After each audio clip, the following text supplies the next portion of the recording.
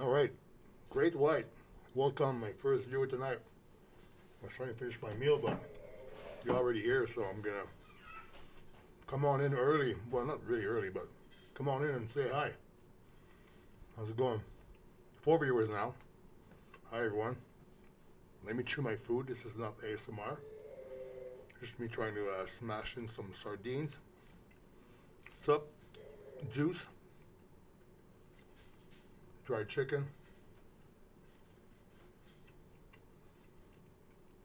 I find a lot of time I'm always eating where I have to do something right after. Earlier was like I had to go for a walk and I had to eat, smash a meal. I had to go to a meeting actually the day earlier. Was eating a meal like I'm getting ready. I don't really sit down and eat my meals as much. This guy. Give me a second.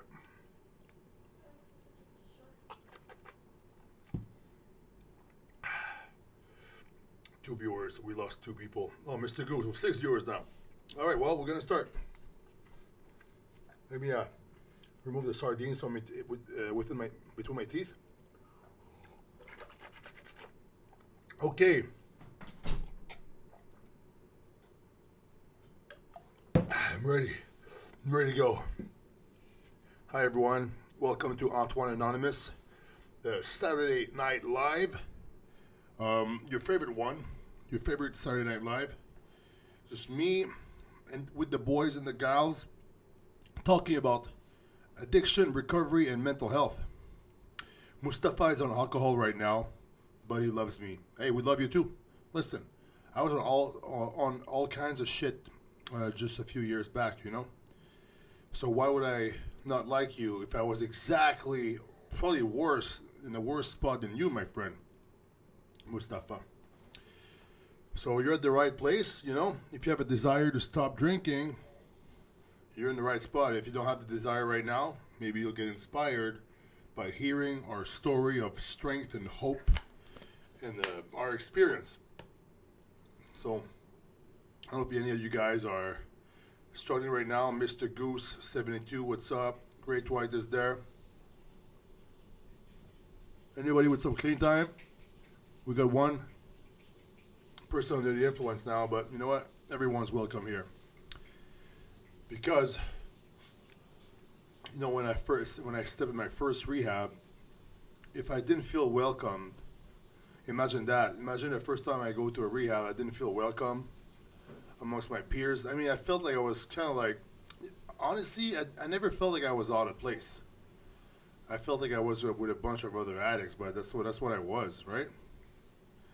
I mean, I felt more comfortable, you know, in active addiction, doing drugs amongst other druggies, let's say, and then going back to the normal world. That felt like this is not what I wanted to do. So when I went to rehab, I was like, hey, these are all the same people, as messed up as me, but now we're trying to get better. So it was kind of cool.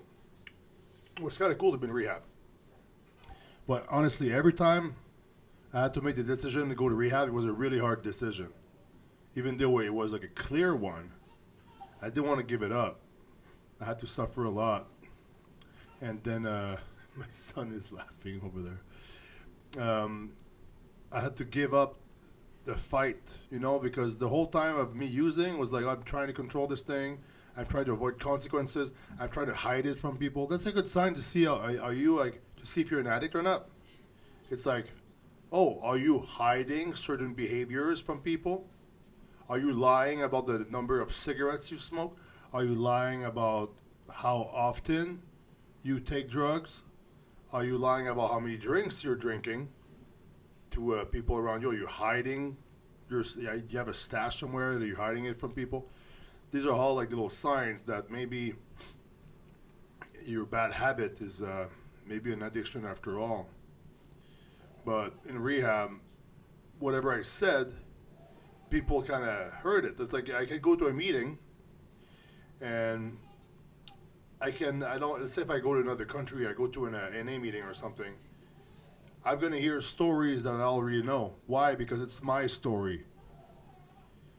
Stories that I've done stories that I've heard, stories that I've caused. It's like sometimes that people say that in the meeting all the time. They read the book. It's like, what the fuck? Why is this about me?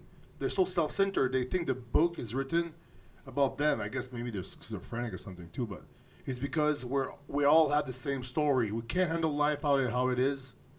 We're hurting inside somehow.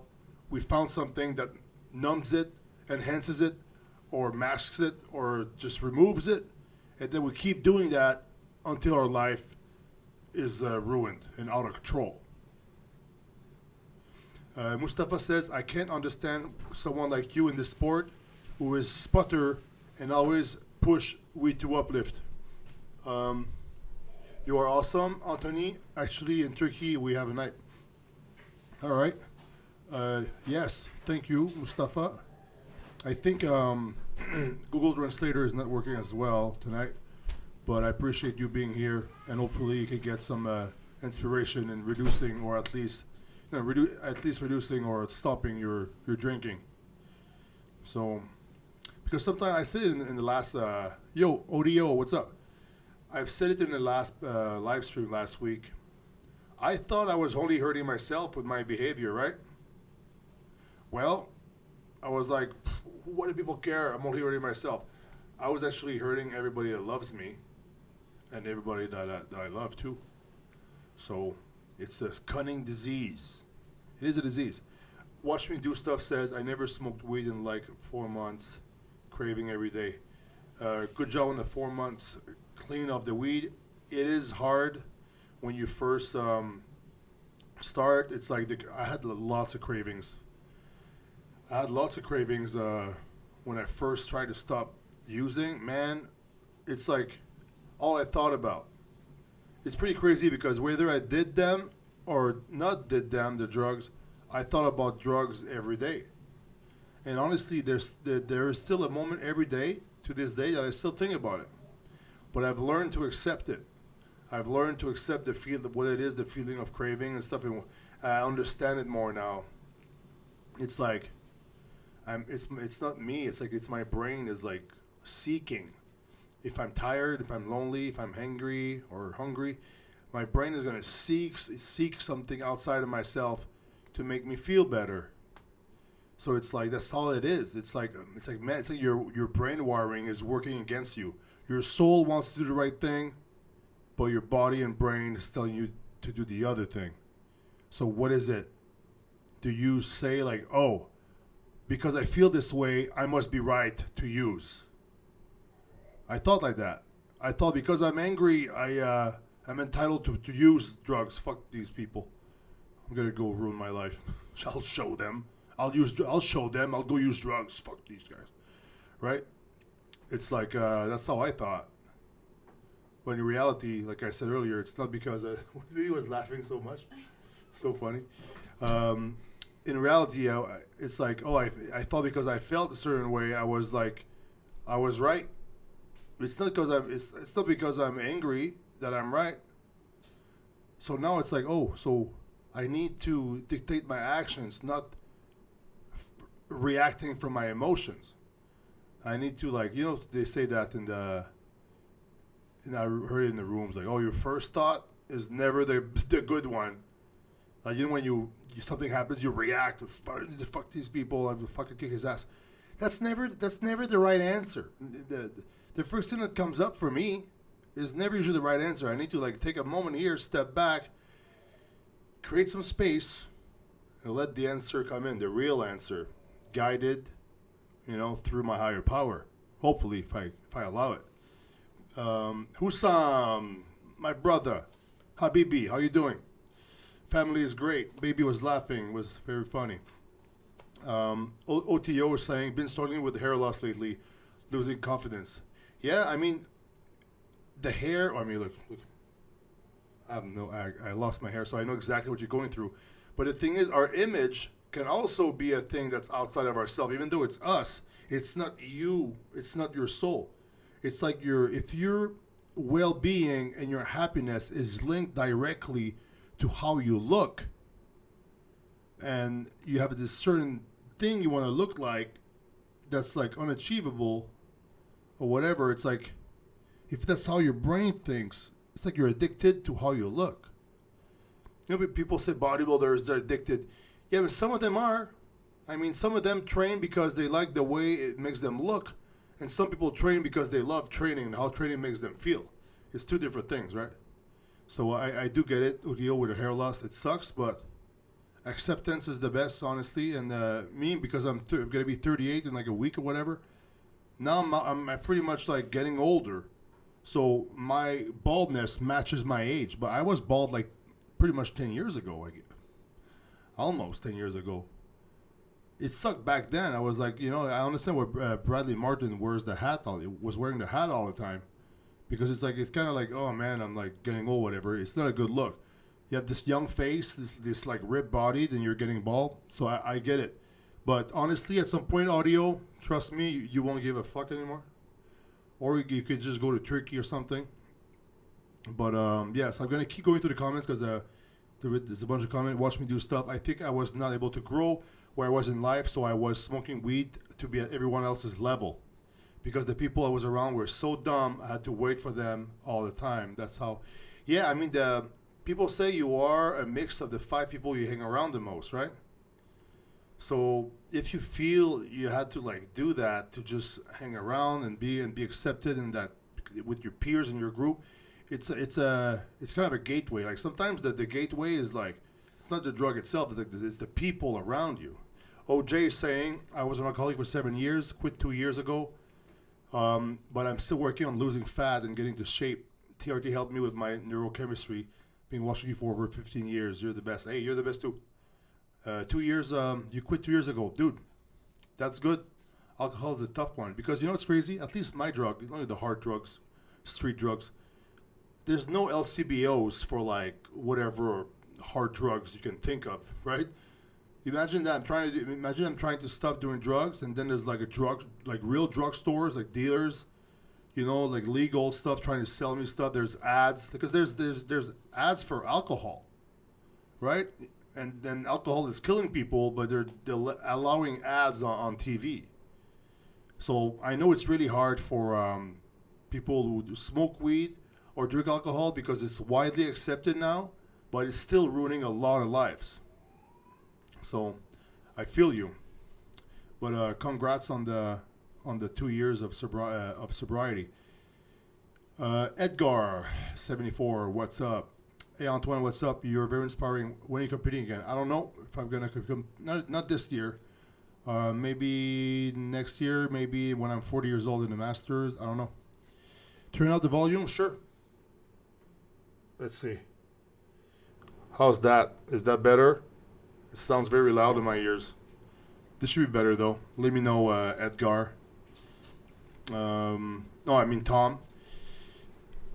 Mustafa, I'm sorry for the out of the speak, but I will be quiet. No, you can talk if you want, dude. This is what it is. If you need to express yourself, speak how you feel, because as men sometimes it's shunned upon to share our feelings. But here's the safe place. Nobody will judge you here. Hussam is saying, Audie, in your case, you can help hair loss by giving yourself a scalp massage. Oh, maybe. Yeah, with hair or not, we can handle this. Mustafa, with the bars, with hair or not, we can handle this. Because it's Turkey. Yeah, I guess so. Audio, yes, such an obsession. Do I get it? I mean, is it the hair thing? Yeah. I mean, having an obsession is kind of annoying, right? It's like it's the only thing at the forefront of your mind. And for me, it was drugs. And the only way that I lost the obsession is when I surrendered and I stopped trying to control drugs, and I accepted I was an addict, and I accepted that I had to follow the path of recovery. So for anyone out there, maybe surrendering is a solution for you too. Bodybuilding can save you, yeah, that's true. It for me it's part of my training is part of my recovery. As soon as I would wake up from my crazy bender in the rehab, I would like work out then the same day.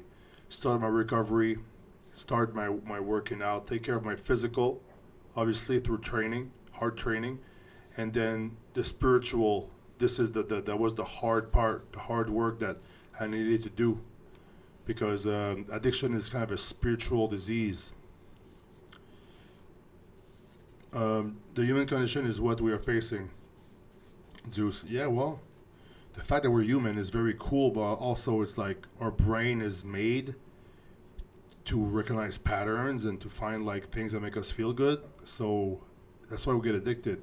It's like what saved us 10,000 years ago in the wild now is killing us. Like why are we chasing food that tastes so good, full of calories? Because back then, when we found that food, we had to stuff our faces because we didn't know when the next meal was. And now it's like people are obese. Good games lately. Yeah, I've been playing Doom Eternal, Nightmare mode. Lost my hair, I think at my half 20s. Then gonna go through the thing. I wish I could massage hair on my scalp. People talk about hair again. All right, well, I'm gonna recenter the meeting, the Antoine Anonymous meeting, with the Serenity prayer. Boom. All right. This is the prayer everyone should know. God, grant me the serenity to accept the things I cannot change, like getting bald, the courage to change the things I can, and the wisdom to know the difference. So the thing is, if you're trying to like control something that you can't control, like, I want my hair loss to stop, and then you're doing everything you can to like stop your hair loss, but it's not working. And then this is, you're creating your own suffering here. If you would just accept fully and shave your head, for example, and not give a damn, this is where you would find more serenity. But it's easier said than done, right? It's a very good prayer. It's good to say it every day. At every meeting we say that. At every live stream, we kind of start the live stream with that. So it's a good one. Well, I am not religious, Black Patron. I am not religious. I just, I don't adhere to any particular religion. I think, honestly, for me, I think all religions are trying to speak the same word, and some of them find people better than other people. Like Hussam is a Islam, Muslim, and this is the best religion for him. And he believes also it's like the best for everyone. It's good because it's the message is there. The message is very similar to like Christianity and everything, right? They even believe in Jesus too. But I don't think about Jesus or anything like that. I think just about the higher power. You can put God if you want, but it's like, what is that? You can't explain God. You can't describe God fully because our brain is not capable of that. Because God is so much greater than us. And you could talk about like the all-knowing, the unity all through us, through time, knows no time, knows no space, knows no boundaries, all at the same time. We are all God. God is in us all at the same time. You try to like do all that, and so instead of explaining what it kind of is every time, it's God, right? This is why the word is there. It's just people associate God with religion, but honestly, religion used the word God, but God was already there before every religion. So that's what I believe.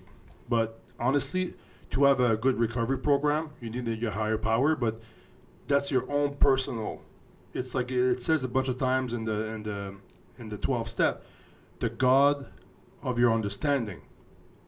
So how do you understand God? You personally. It's for you. God is for you only, and it's your personal thing. And I want my peers to find their own beliefs, and I hope that their beliefs help them get better. Right? I'll never try to like put my beliefs on other people. I just want other people to find their own beliefs that helps them. So that's how I see it. All right, let's keep going. Lions will eat so much that yeah, that's true. The lions do that a little bit. Weapon X, how old were you when you first started drugs? The first time I drank, I was 17 years old because alcohol is a drug, period. I was 17 years old, but I didn't really find the real drugs that I liked until I was 20. Went to a rave, did some pills and stuff, and I was like, wow, everything, like, finally, it's like I had a relief from this whole life of like being uncomfortable and being kind of like on the edge of something. And then I feel like the when I did those party drugs, I didn't have any more fears, no more stress, none of that. Then my brain really recognized that, and then I was like, wow, this is awesome. When is the next time I should be doing this? And then it started, it slowly creeped up, and by the time I was like 26, I was like kind of like really addicted. But it was a slow build. I was pretty extreme every time I did it, though. Not gonna lie. You know, I would go for a whole week. Like every time, I would go for a whole weekend. You know, like a full day and a half for sure when I was doing those raves. But then it got worse than that. But yeah, this is I started young, but it was like well, young for me. Some people start younger, but it was kind of using normal drugs with the. You know, I wasn't like cégep, whatever, college, and with some friends, and all my friends turned out they were fine. I was just the crazy one because my brain is like that. I was born like that. I was born like an addict, right?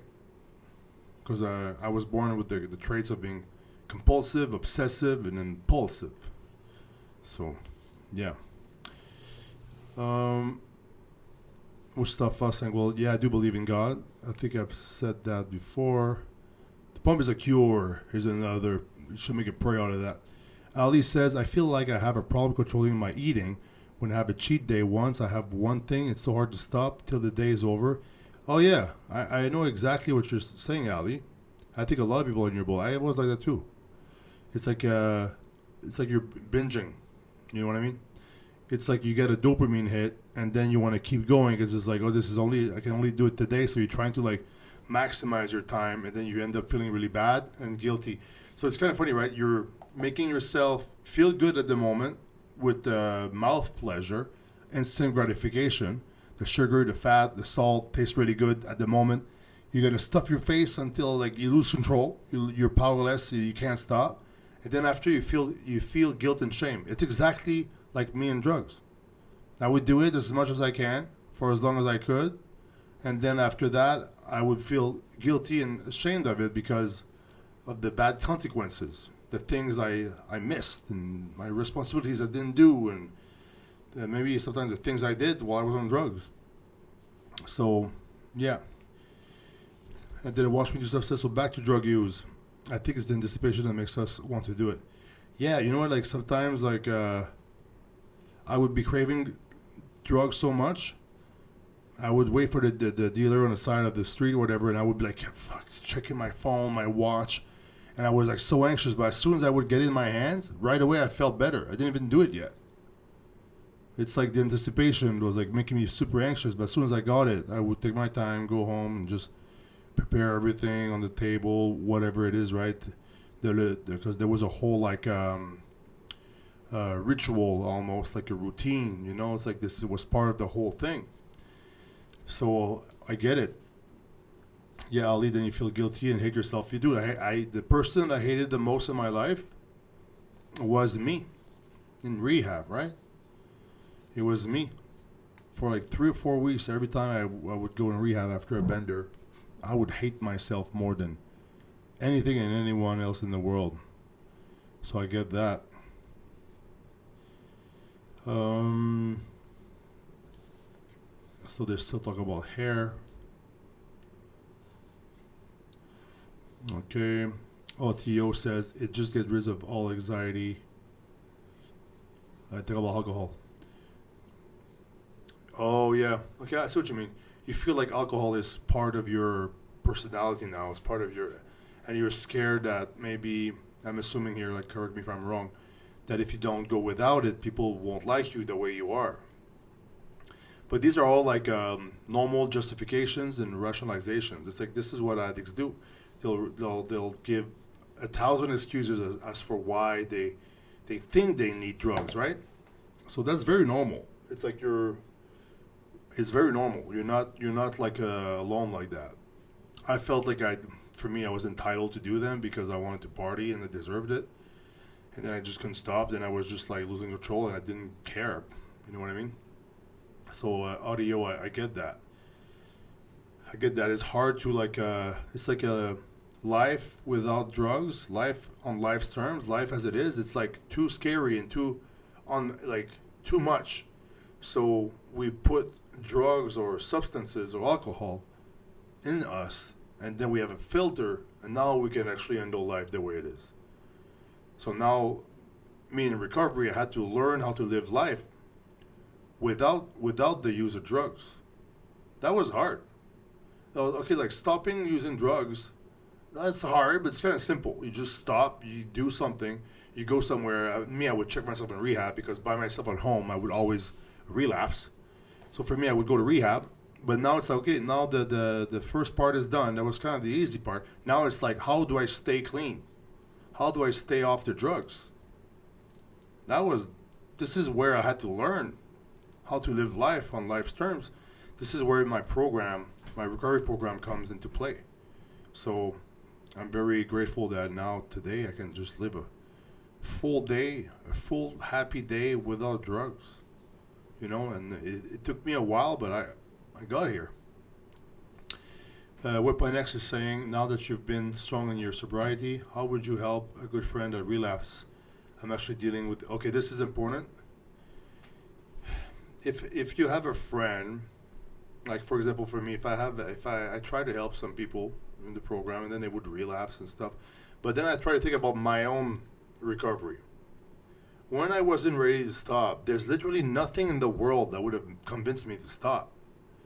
So there's actually whole programs called Al-Anon or Nar-Anon, where it's a 12-step based program built for family and friends of addicts.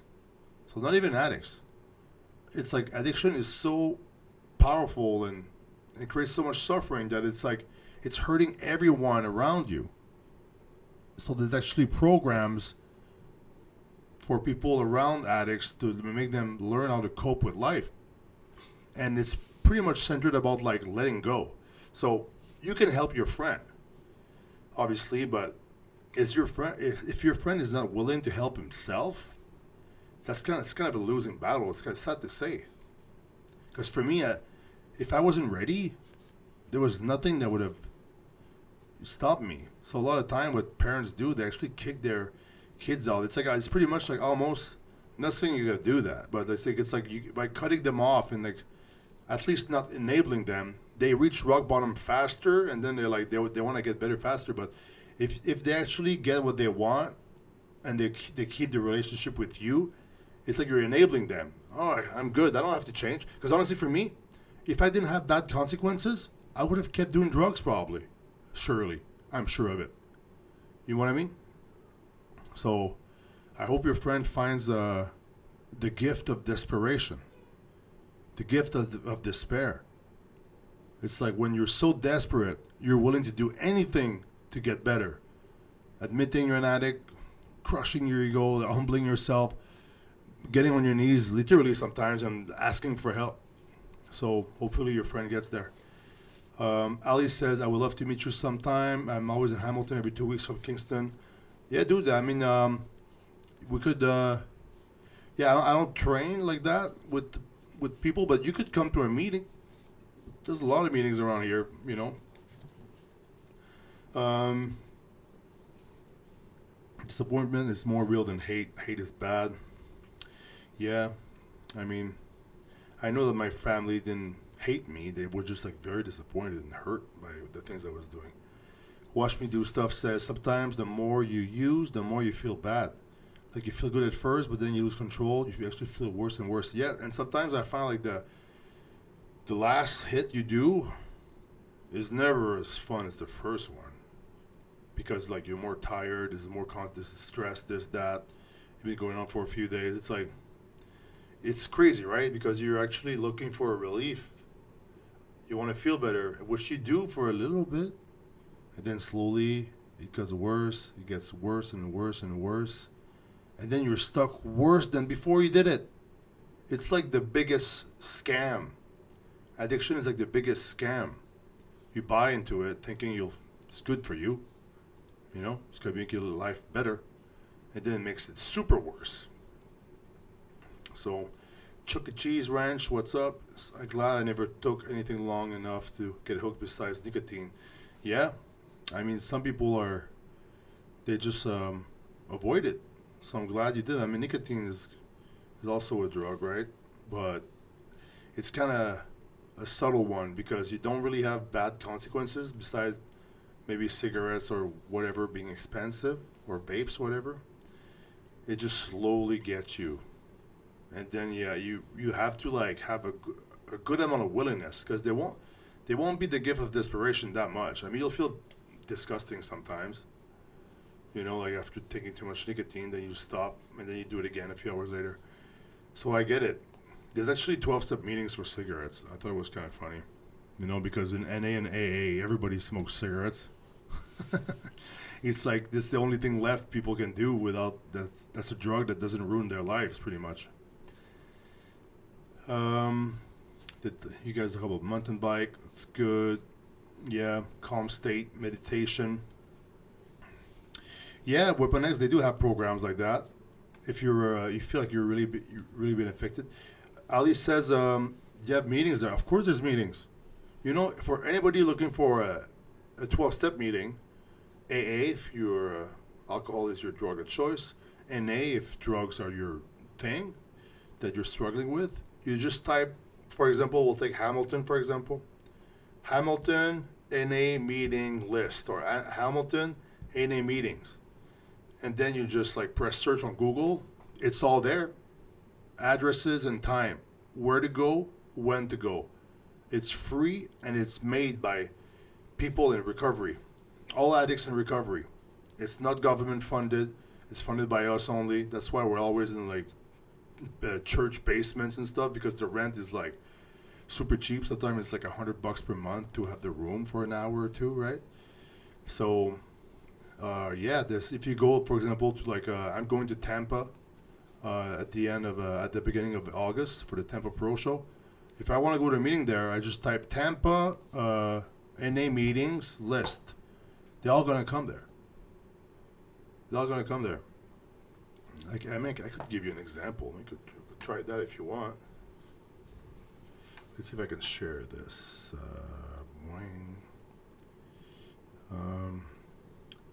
Where is it? The screen share. Okay, 1 second, guys. I'm gonna find this. There we go. I can try that. Let's try this. Boom. All right. Here. You can see my search history here.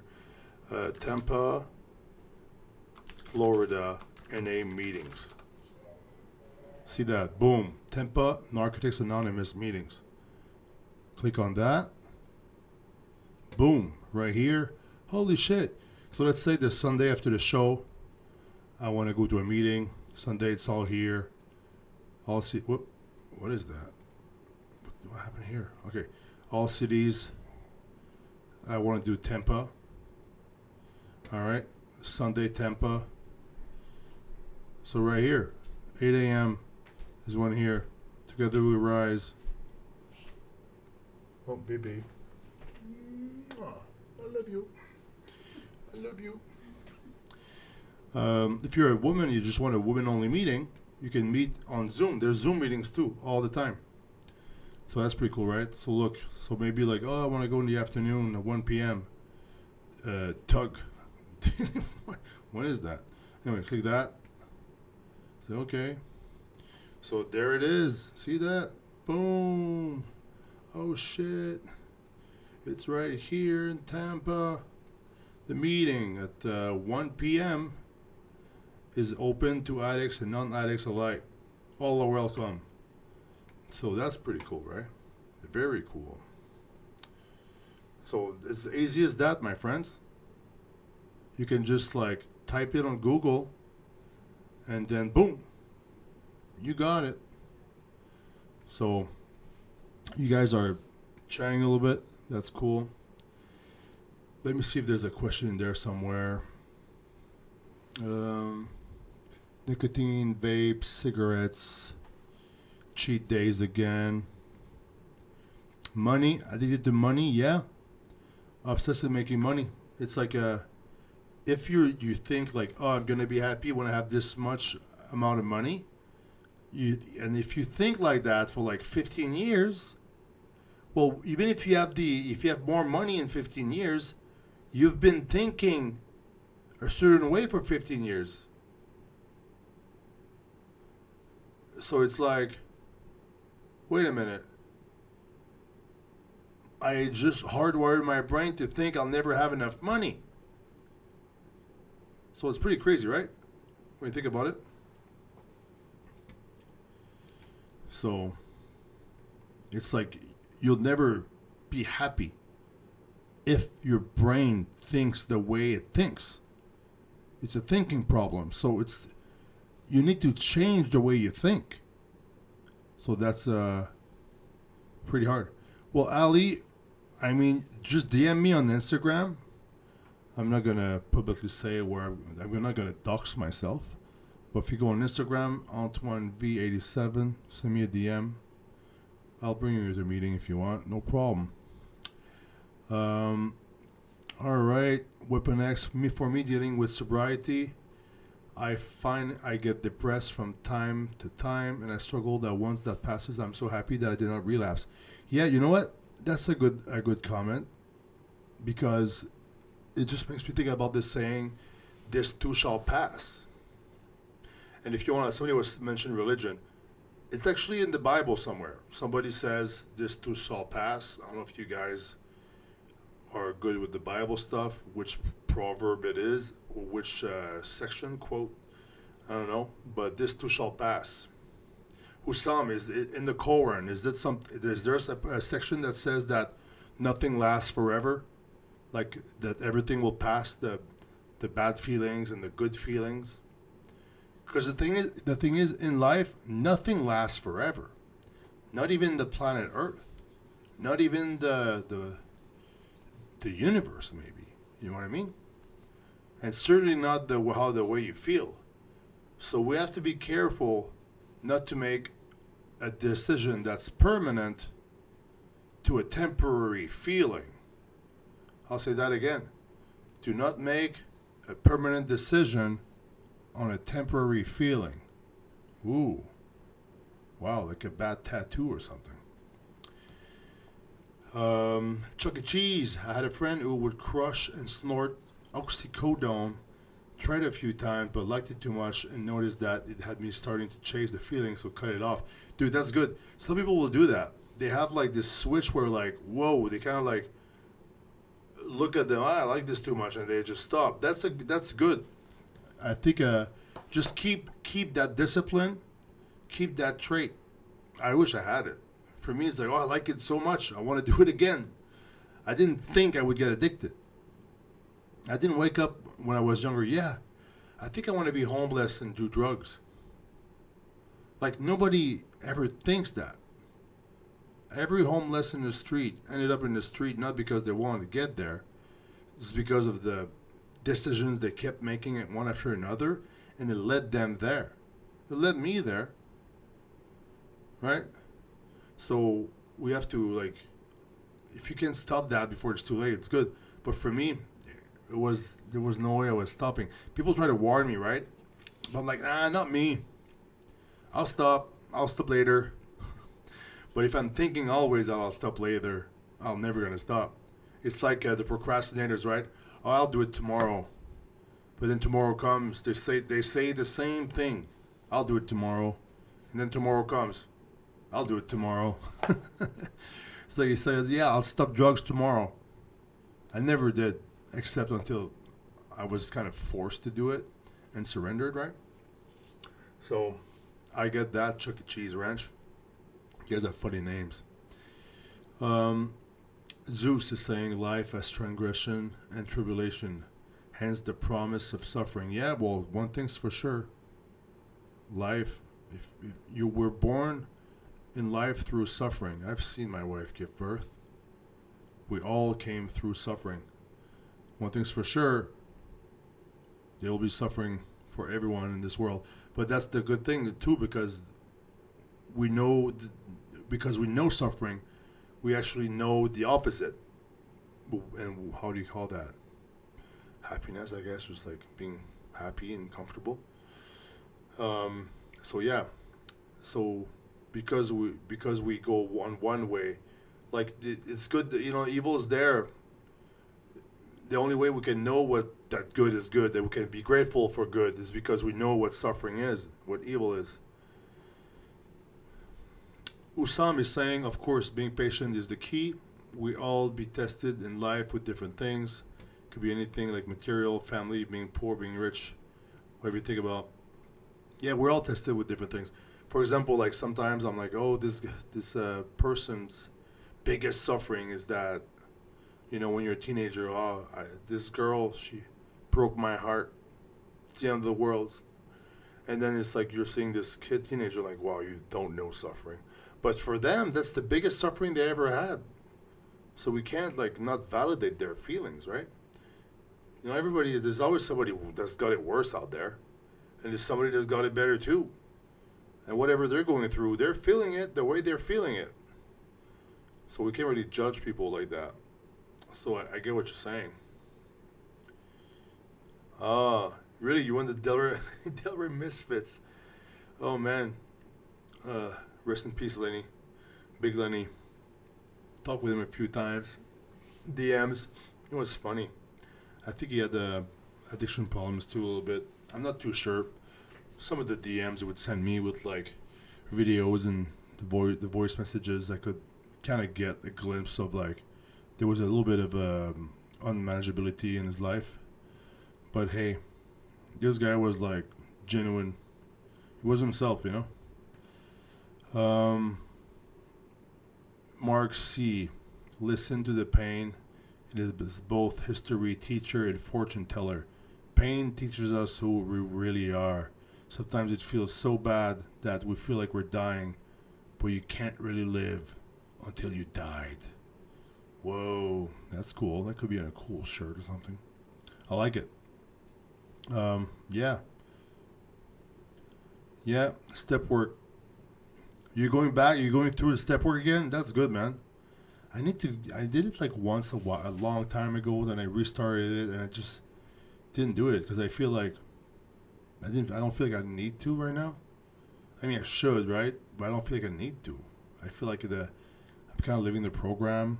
I'm I'm trying to give back to service, accept, and I think honestly, for those who don't know, sorry, but double the meaning was sorry, but if you follow step 1, 2, 3 really, really, really good every day, it's like the base of the meaning. That's why they're first, right? It's kind of the base of the program. You follow that, you can finish. You live your day through struggle, finish it, proud of yourself, and then start the next day for the same thing, just for today. So that's good. Good job on the steps, man. Let's see if there's other questions. Juice is saying, it's the heart that takes it personal. The heart ache is the empathy for transgression from the experience to the constant memory that when then reawakening that the heart of inward transgression. I mean, taking it personal is for me, it's a way of thinking that just creates suffering again. If I could live my life with this saying, with every day abiding to this saying that never take anything personal. It's like in the 4 amendments, the four amendments, the book, the 4 something. It's a good book. Never take anything personal. Always do your best, but with your word. And there's another one I forgot.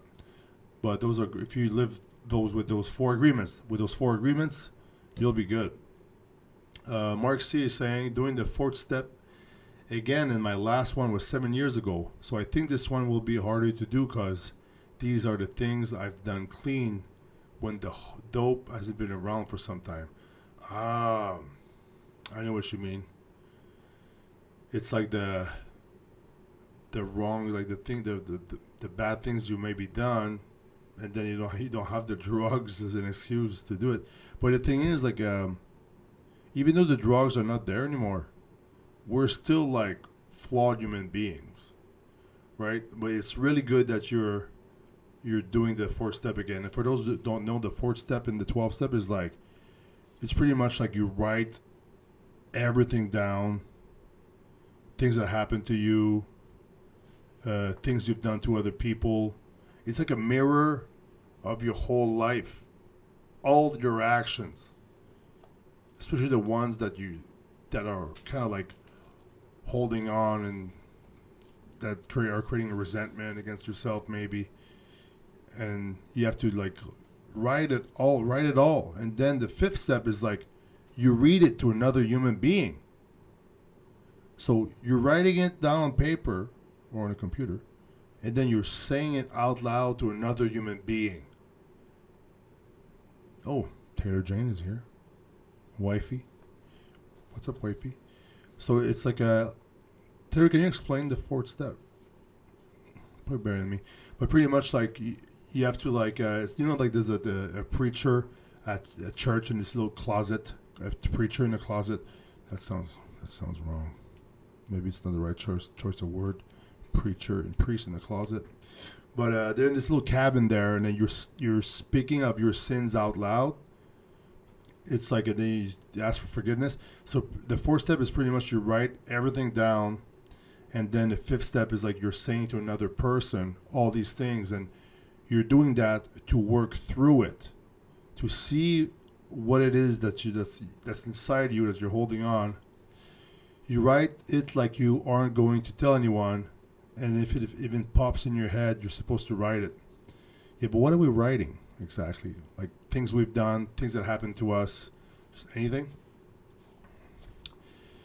So, yeah, it's like the hardest step because you're facing yourself. The worst thing you've done, your worst fears. It's a crazy exercise, honestly.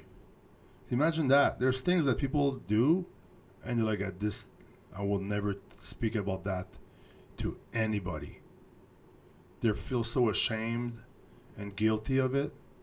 It's so like wrong to them that they just want to bury it inside. But then you just stuff it in your soul. It just festers in your body. It's mostly resentments and bad things that happened to you and things you did. I was pretty much right. I just didn't want to mess it up. So yeah, it's a rough step. But Mark C, doing another fourth step again. Good luck, and make sure if you're starting to feel weird, to reach out and ask for support. Come by next week. I wanted to see like how you went. If you finished it next week, you can come back here, Mark C, and then you could. You don't have to share about it, obviously, but you could share about how you feel and how you felt before, and maybe how you feel after. Ali's saying, thank you for the podcast. Yeah, I mean, that's why I do this, is so we can all connect, share stuff. People have been sharing a lot tonight, 20 viewers. Really cool. Yeah, sometimes as men, we just need to open up. Yeah, I mean, 100%. I mean, man or woman, we're both human beings, just different level of hormones, right? So sometimes testosterone is more like aggressive and like driven, like just there's a power, driving force behind it, and then the estrogen is more like emotional, a more caring part of it, more in touch with the emotions. So that's why women are a little bit better and with their emotions. It's also more accepted in society, but it's turning around. Honestly, like there's a lot of tough guys online that share their feelings now. I find it's like maybe they've been there the whole time though. You just now everybody like. There's more people online, so you see more of that, which is good. That's why the internet is is good, you know. And then it's about the fourth step again, and then you see what patterns come up. Yeah, so maybe like things that repeat themselves that you do, and then you can actually spot them. Because if you sometimes you just go on with your day, with your days, with your weeks and your months and the years, and then you always end up feeling the same thing. Like for example, you always end up with the same type of guy in the same relationship, and then they hurt you the same way, and you're afraid of the same thing of being abandoned, and then you end up like always longing for validation from the opposite sex and this and that. It's like, okay, maybe there's a pattern that comes back, and then through writing the fourth step and saying the fifth, you can recognize that and like, oh my God, I'm like this. This is part of my thinking problem, and then you can start to work on it every day. Okay, now I need to like not act out of fear of being abandoned. I need to act out of faith. I'm like, I'm enough, and I don't need to do this thing right now. It's a lot of work. Hey, Mike S., what's up? Now relate. It's fine because you can just restart it after when it's back uploaded. We're just talking about the fourth step here. Frank, salut Antoine, just sending good vibes and love, bro. Appreciate what you do for the country. No problem. Oh, dishes. Okay, Hussam, it's time for your morning prayer in Denmark. I wish you all the best too. And the next, right now in this life and the next, may Allah/God guide you all to the right path. Thank you. Asking God for guidance is always a good idea. Like my selfish will brought me down on my knees, brought me down in rehab, made me run away from my friends and family.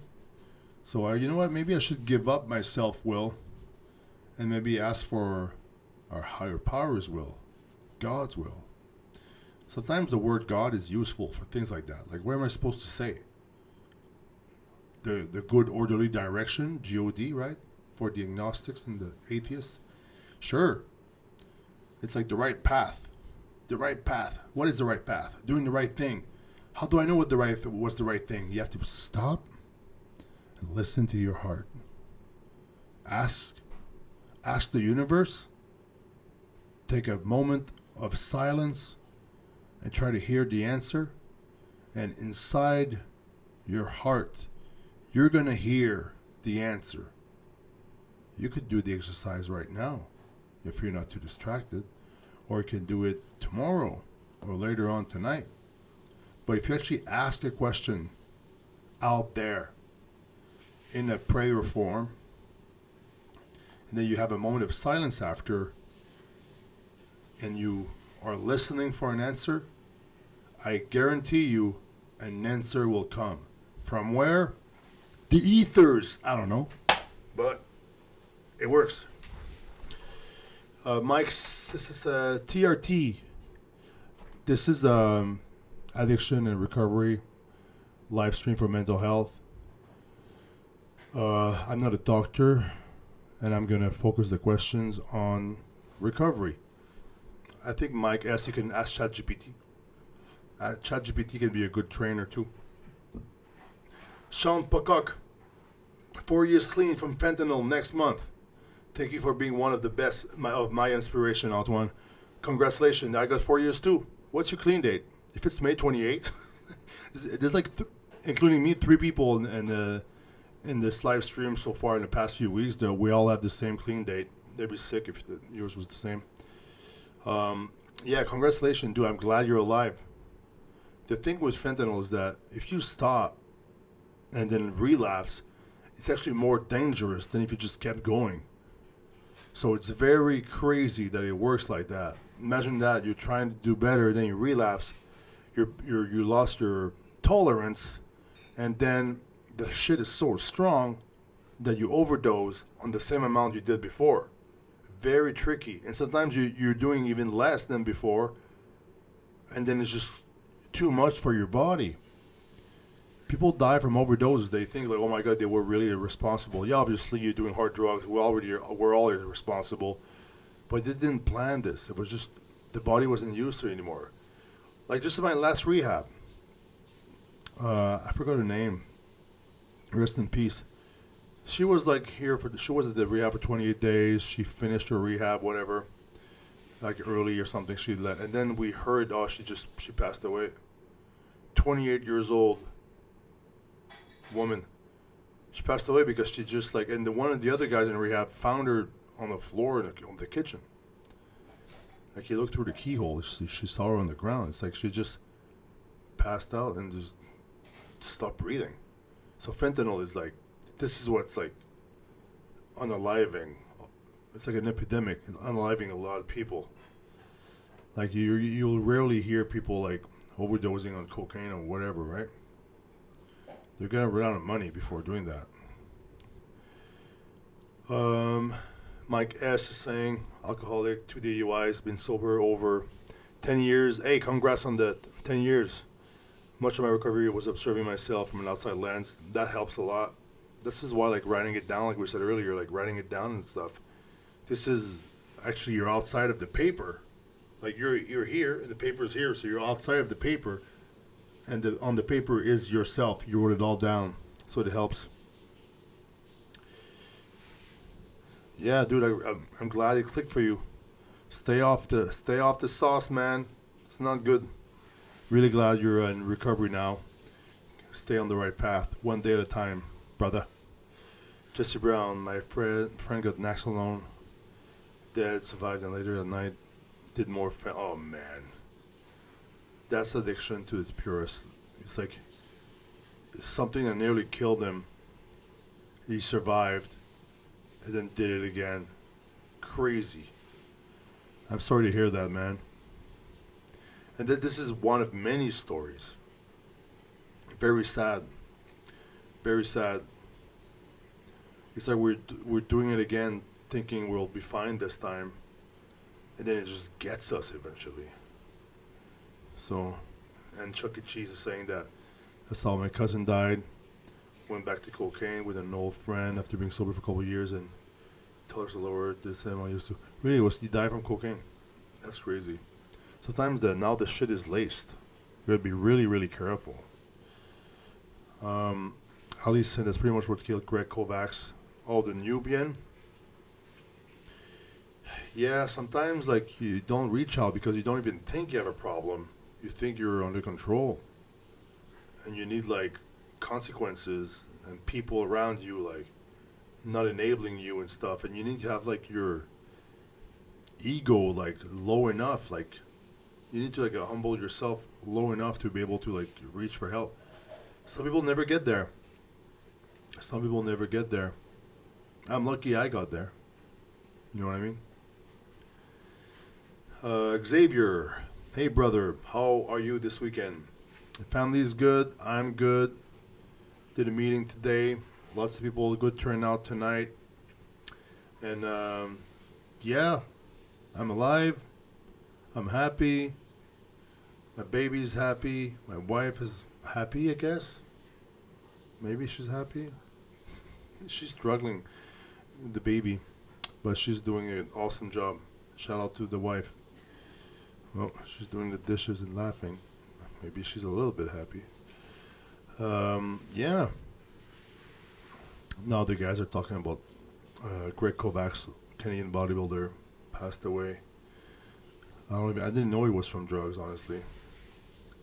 What I hear is coke mixed with amphetamines is dangerous because coke is an effect of not allowing dopamine. Yeah, I'm not sure the science behind that stuff, and I'm sure everybody who snorts it doesn't really care about the science either. But it is dangerous nowadays. It's like you don't even know what you're taking anymore.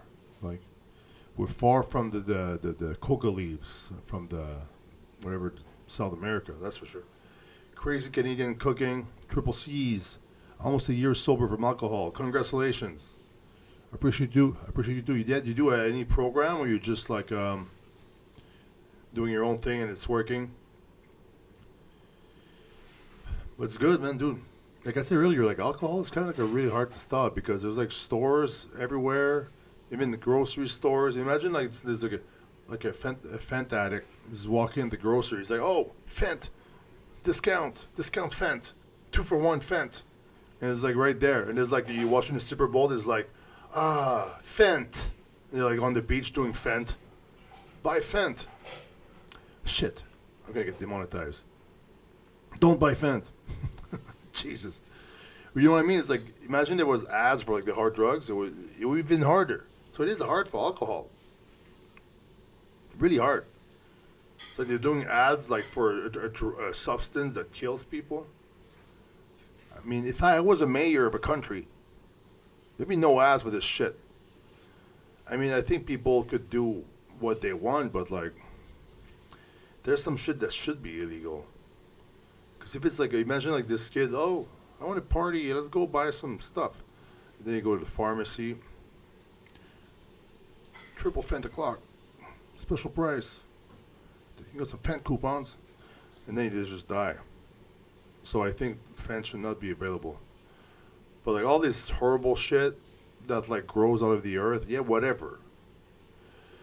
You make that legal, I don't care. The addicts will be addicts anyway.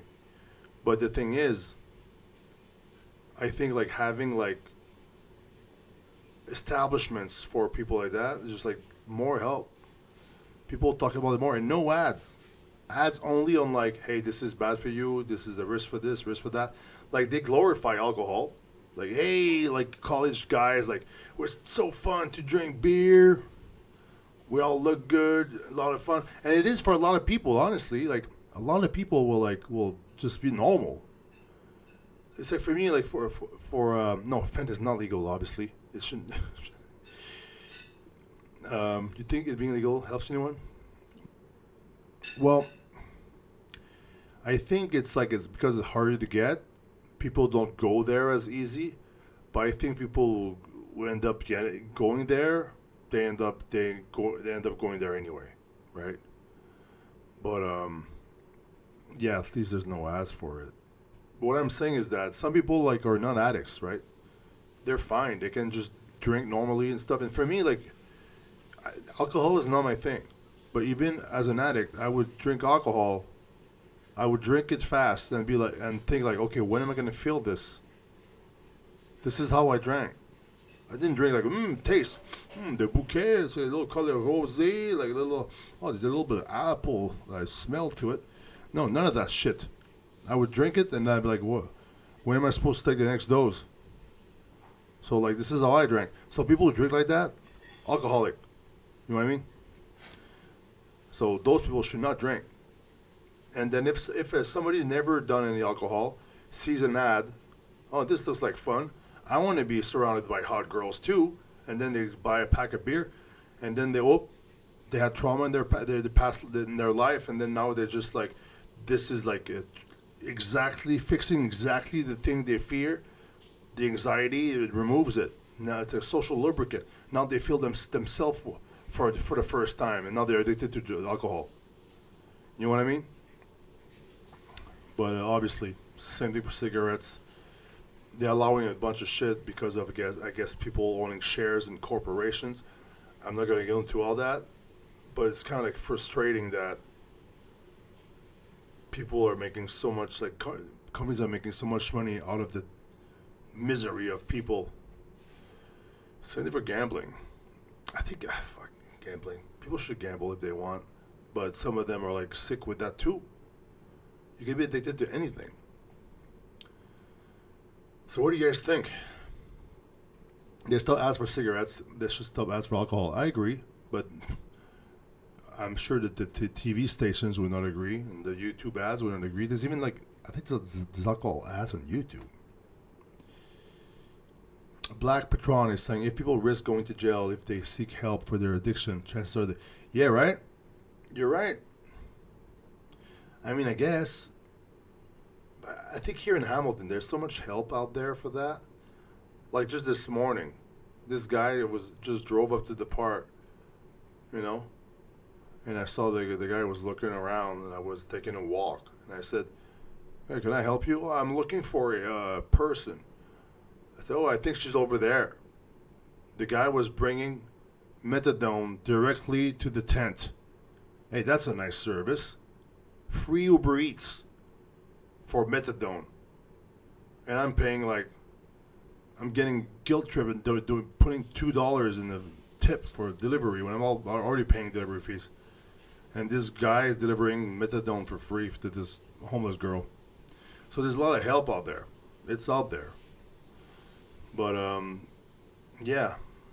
The thing is, people who are not doing drugs because they're illegal, they're not addicts. So you're right. I don't think it changes anything. Yeah, jail sucks. What piece of Indian literature or chapter has helped you the most? You know what? I'm going to read that just for today, and then I'm going to shut it down after that. I'll read past an hour. I'm going to read it one shot, share my thoughts, and then call it a night. July 19. Fulfilling your dreams, our dreams. Dreams that we gave up long ago can now become realities. Basic text, page 71. It's just from the Just for Today reading. I think it's my favorite NA literature piece because it's short, sweet, makes you think. You can do a whole meeting around it. You can share around it. And at the end, it's like a little reflection thing. I like that. I actually want to write my own daily reflections thing. I started doing it. Maybe I should do it again. But sitting down and type, it's hard to do. For me, dreams that we gave up long ago can now become realities. Page 71, basic text. All things begin with a dream, but how many of us fulfilled our dreams while using? Yeah, well, I'm going to refrain myself from saying what I'm going to say. Even if we managed to complete something that we had started, our addiction usually robbed us of any pride in our accomplishment. Perhaps when we use, we dream of the day when we will be clean. That day has come. We can use this day to make our dreams come true. To fulfill our dreams, we must take action, but our lack of self-confidence may keep us from trying. We can begin by setting realistic goals. The success we experience when we attain our initial goals allows us to dream bigger dreams the next time around. Some of our members share that when they compare the ambitions they had when they first got clean with what they actually have achieved in recovery, they are astounded. In recovery, we often find more dreams come true than we could have ever imagined. Just for today, I will remember that all things begin with a dream. Today, I will allow myself to make my dreams come true. Interesting. Yo, my guess, no problem. Next week, 9 p.m. Eastern Time, come by. Sober S44, 4 years sober from alcohol. Dude, congratulations. Really happy about that. It's awesome. Let me share about this little piece of text here. So, right now, I'm clean, 4 years and counting. I got a house, a wife, and the most perfect baby in the world. So it's like, I didn't even think of that dream. I knew I wanted kids someday, but I didn't know it would feel like this. And now I have it. So this is the best dream. And that's a gift of recovery. Hussam, thank you. Have a good morning prayer. So it's like, this is crazy. I didn't even realize I would have that. Getting clean, it's like at some point I was like, man, if I just don't have the obsession, don't do drugs, and just get back to training, I'll be good. And then I got way more than that. But all these dreams were only possible because I stopped doing drugs. Like on drugs, there was no time for dreaming. Like all I wanted to go is to just get out and just get on the street, hotel rooms, party, and this and that. And I didn't think of dreams. Like my dreams, like dreams. I was like, oh, I would just rant. Like I could go on rants and stuff and just think about what I'm gonna do later when I'm not on drugs. Because I knew for me, like this drug thing was like, I'm not gonna do that forever. That's the thing. At least I knew that I wasn't meant to do that forever. It's just I knew it was temporary. Yeah, I'm not gonna do these hard drugs for forever. I'll stop, right? Because I knew it was stupid, but I didn't care. I was young. But then when it was time to stop, I couldn't. Uh-oh. Spaghetti-o. I was stuck and addicted. So there was no dreams there. It was a nightmare. Like, I had dreams of competing again. You know, when I was using drugs, like I want to stop. I want to stop doing drugs. I want to go back to training. I want to compete again, win a show, do the Olympia. I did all that because I got clean. So I succeeded in some of the dreams I had, right? But the thing is, like, drugs ruined a lot of dreams for sure. Delayed them at least. But at least now, where I stand here, I would not even be here right now trying to help some people out there if it wasn't for me being addicted and suffering. So it's like I said it earlier too, but my addiction was a curse, but now it is a blessing because I can help people and turn it into something positive. It's like the alchemy of turning lead into gold, turning shit into gold. I turn my addiction, my suffering into something good, into helping others, and into like me having the great life, right? Of course, there's stress, there's this, there's that, there's the basic stuff that, you know, you're afraid of losing what you have, you know, if you don't work hard enough, which is like, doesn't really make sense when you think about it. But, yeah. So, do you guys have any dreams that were ruined because of drugs? Or do you have any dreams that were pulled on a halt and then now that you have 4 years, almost a year, now you're doing great. Your dreams are like getting there. Maybe your dreams change. Like I had like crazy like almost like unattainable dreams. That I'm gonna change the world. I'm gonna be like a fucking Marvel superhero. I was on drugs. So what are you gonna tell me? But now it's like I had these giant dreams like that. But now with my family, it's like, you know what? My dream is like right here. This is it. It's like it's my family, a home. So, my dreams are being fulfilled because I'm staying away from the drugs. Yep. Mr. O Stage calling your name again. Maybe. Chuck E. Cheese, plus you're cementing those principles by sharing with others. Yes, sir. And honestly, when I speak to others, you said cementing those principles. I believe that. By expressing myself, explaining all these things, how I think, how I feel, it's like it just reinforces them for myself. So by sharing them, I'm actually making them stronger for myself. It's like I'm organizing them. I'm defragmenting all these things, all these sayings, all these principles, defragmenting them and just organizing them in my head so they're right in the forefront of my head. They're fresh, and it helps me have a better day, have a better week, life, because I'm actually sharing them. You can only keep what you have by giving it away. I can only keep my recovery by sharing it. Try to spread the word, the truth, what's good and true to the still suffering addict out there. So by talking to you guys, I'm helping myself while helping you. And by you guys sharing in the chat, you're helping me, and you're helping yourself. This is how the freaking program was built anyway. I don't want to repeat myself, but this is how 12 Steps started. Two drunks trying to get clean, and then they realized they were getting clean because they were helping each other and helping other people. It's a good story with a happy ending for, people who follow the program. All right, well, let's see if there's any last little comments and sections here. An addict can stop using drugs, lose the desire to use to find a new way to love. Our message is hope and our promise is freedom. Yes, sir. Yes, sir. My dream was just to get my physique going again, and I did it, and it's keeping me on the straight. That's good. Self-care, having goals, training goals, physique goals. It gives us purpose. Sometimes we need purpose. Like an addict without purpose is like, it's really hard to stop doing drugs. Sober says, this is the most sobriety I've ever had since in my life since 13 years old. I'm 36. If you are trying to get sober and stay sober, find new hobbies. I got into opening Pokemon cards. It replaces the dopamine spike. Oh yeah, did you find any good cards?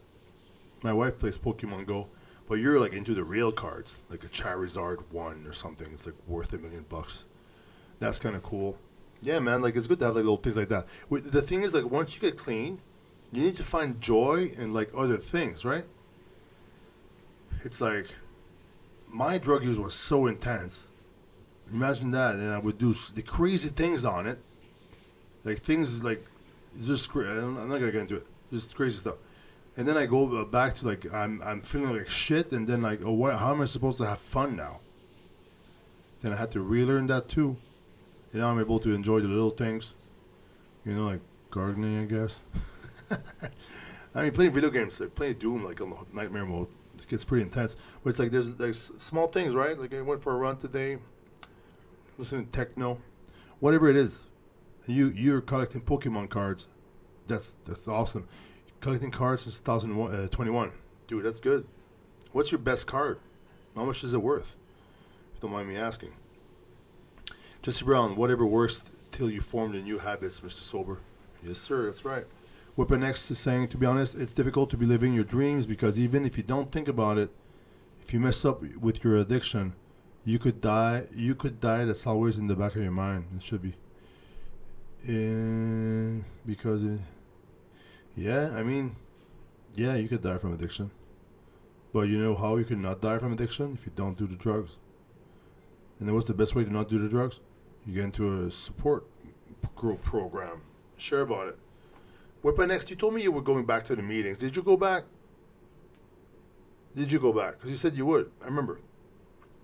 Hussam, see, my dream is to be a good person, son, and take good care of my mom. Hopefully I'm on the right path. That's a good, you know what? Props to you. Not a lot of guys say that usually. I'm going to take care of my mom, because when she's old. Those are some good values. God loves you. Outdoor Beast is saying, gardening is good, nature, sunshine, vitamin D, sunrise, and sunset. Dopamine has to come from something real. Everything in nature is real. Yes. I feel there's like this, it's like if you're in nature and you're doing stuff outside, you're getting some type of like natural medication that removes a little bit of the bad feeling that's inside you. So I find like people in the city are kind of missing out a little bit. I mean, there's a bunch of plants in my backyard. Sometimes I touch the grass with my feet, watering the grass. I feel like, yeah. I remember in rehab, this is the time where I realized that, dude, nature is where we're all supposed to be. I was like barefoot in the woods, and then I took off my shirt, and I was walking barefoot and shirtless in the woods, and something felt so normal, like I was home. I was like, I'm supposed to be shirtless and barefoot in the woods. I felt like this is where I was supposed to be my whole life. And then I never did it again. I did it a few times, actually, and every time I remember, fuck, I should do it more often. But it's like, where's the wood? Am I going to go on a hike shirtless, like in Hamilton? People are like, what is this guy doing? You're going to be scared. Oh my God, the Sasquatch is real. But, yeah. Frank and Antoine fueling dreams, Toronto Pro. Videos, bodybuilding is good. We have OCD. Yeah, I am, every addict is a little bit compulsive, right? Doing one thing over and over again and just obsessing over it. 2009, sending love from Philly, USA. Yeah, America. Glad you're here, Sober S44. All right. You're off to bed. I thought it was your morning prayer, Sam. The day went pretty quick over there in Hungary. All right, well, you off to bed for a nap, or are you going to bed at night? I'm confused. But take care, Hassan. Hossam. Happy you're there. Alhamdulillah. All right. Xavier says, it's like meditation. I always feel like I should do this every day. Yeah. Yeah, for sure. 100%. I was thinking about it today. I was like, yesterday I went to the Bayfront. I think it's a little bench I used to go when I was living in a shelter in Hamilton as a homeless guy, and I would go there and I'd be like, water, the sun glistening on the waves, my eyes, the wind against my cheek, meditating. This feels good, happy. I was trying to really be grateful because I lost everything, right? Then I was like, yeah, I should meditate more often. But the thing that's most important, I think, is like, even if you just do a short meditation, You just think about things you're grateful for. It's what am I grateful for? Then you just pause and this and that, and the answers come in, and you think about that. You share about gratitude, maybe with like other people. It's like, when's the last time, Xavier, you were like hanging out with your buddies, like, hey guys, what are you guys grateful for?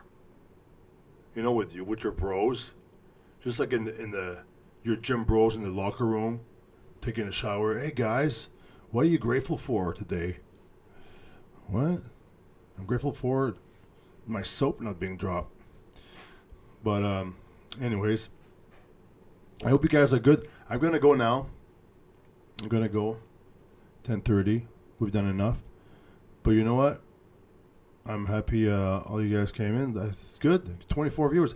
I think every week we'd have even more. It's going to be hard for me to keep track of the chat at some point. I'll have to find a way to like structure this and try to just pick the things that have question marks. Maybe I don't know. Maybe I'll ask you guys, the OG, the Antoine Anonymous OGs. There's a few people that came back. So it's pretty cool. We'll figure it out as long as we got this, and I can share my experience of strength and hope. You guys can share yours. Then we can support each other. We gotta keep this going. Right? Yeah, Ali, I'll check my DMs for sure. Ali slid in my DM. Shout out to Ali. Shout out to Sean Pocock. Shout out to Zeus. Shout out to Jesse Brown, Sober44, Tyler James, Hussam, Xavier, Jesse. Take care. Good night or morning.